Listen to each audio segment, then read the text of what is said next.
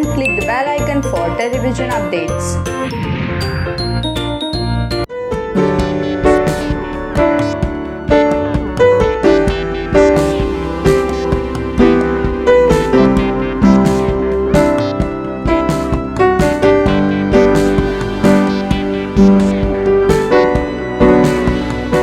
बहुत ही इंटरेस्टिंग बात है कि जो एक्सप्रेशंस आपके थे वो हमारे भी थे, सेम वही तरह का एक्साइटमेंट हमारी थी।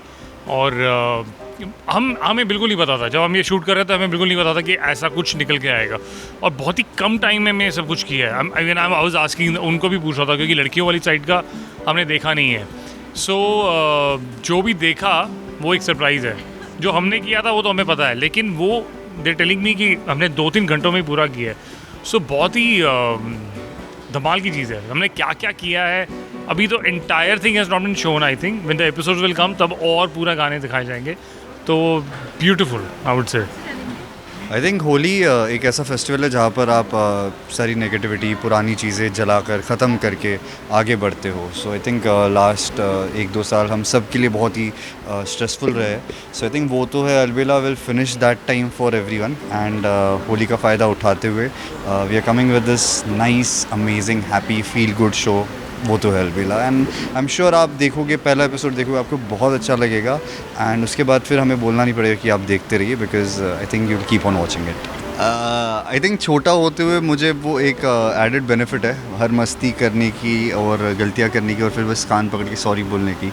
तो आई थिंक वो फ़ायदा उठाता भी है नकुल, गलत फ़ायदा उठाता है इस बात का। मुझे लगता है कि चिरंजीव, जो मेरा कैरेक्टर का नाम है, जिसे प्यार से लोग चीरू बुलाते हैं, तो सबसे बड़ा भाई है। और जो एक मेरी पर्सनल लाइफ है वहाँ से अगर मैं रेफरेंस लूँ तो मुझे लगता है कि जो, क्योंकि I always pick up the real, ये वहाँ जो आसपास के रिलेशनशिप्स हैं, तो मेरे खुद के, जैसे आपने सही बताया कि एक बहुत ही बैलेंस है, जो एज अ फादर भी है, स्ट्रिक्ट भी है, at the same time is a friend और हमदर्द भी है, दोस्त भी है, भाई भी है।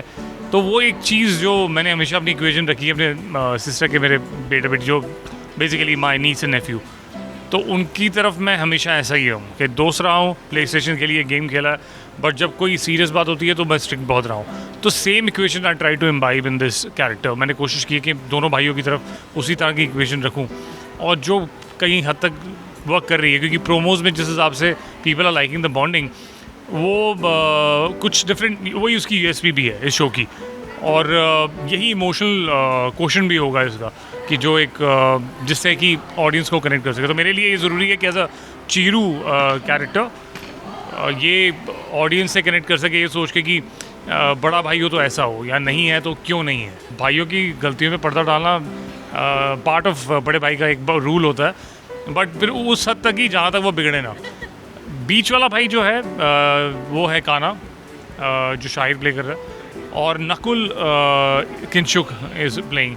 सो मेरी इक्वेशन किंशुक के साथ ऐसी है, जैसे normally when you have a youngest one with the eldest one, तो एक गैप रहता है ना हमेशा से, तो वो कड़ी को बीच वाला जोड़ता है। बट द सेम टाइम एक इक्वेशन ऐसी है जहाँ पे वो मेरे से बहुत फॉर्मल रहता है, वो फॉर्मेलिटी हमेशा रहती है कि ये घर एक ना डिस्टेंस हमेशा क्रिएट करके हमेशा रखता है वो ब्रदर। तो ये इक्वेशन हमारी आपस में है। जहाँ तक काना का और चीरू का कनेक्शन है, वो ये है कि वो दोनों दोस्त हैं, बातें करते हैं, थोड़े से इनफॉर्मल है, बट यहाँ फॉर्मेलिटी मतलब फॉर्मल ज़्यादा है। ये नहीं कि प्यार कम है, बट हाँ वो एक इक्वेशन डिफरेंट है। That's what I say. जैसे राजन सर ने बताया कि all the characters within themselves are very different, मतलब वो आपस में अलग है लेकिन वो कड़ियाँ जुड़ती हैं किसी रीज़न की वजह से। और वही रीज़न है कि मैं अगर इतना स्ट्रिक्ट हूँ या रिस्पॉन्सिबल हूँ तो बाकी के भाई लीनियंट है, फ्री है। आई थिंक बहुत सारी मस्ती होती है आजकल मस्ती हमारी इंस्टाग्राम पे भी आ रही है। आई थिंक हम मस्ती करते करते कभी कभी शूट कर लेते हैं, and I think that's the best part. तभी वो आपको रियलिस्टिक अप्रोच मिलेगा, भाइयों का बॉन्ड है। मुझे कभी actually I am the only kid, so I don't have any brothers or sisters, so I think I got to experience how I would have felt if I had two elder brothers doing this show.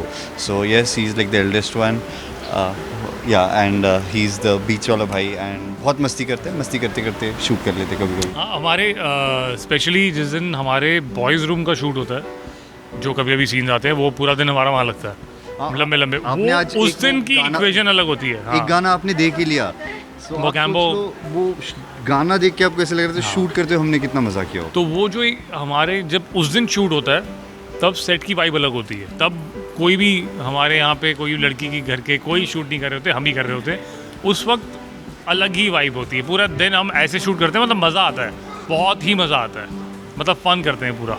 सो 14 मार्च रात 9 बजे से सोमवार से शुक्रवार वो तो है अलबेला star Bharat पर आ रहा है। And I think Star Bharat पे वो तो है अलबेला एक अलग शो है। Star Bharat is not having a show like Woh तो Hai Albela, and I think it's a nice collaboration Star Bharat and Woh तो है अलबेला। एंड ये जोड़ी आप लोग भी बहुत एंजॉय करोगे। सर के राजेश सर के बारे में कुछ बता दें। सर के बारे में I think his vision no one can match. I think he is an amazing storyteller, और जिस तरह से वो चीज़ें नरेट करते हैं that is what gonna make वो तो है अलबेला यूनिक।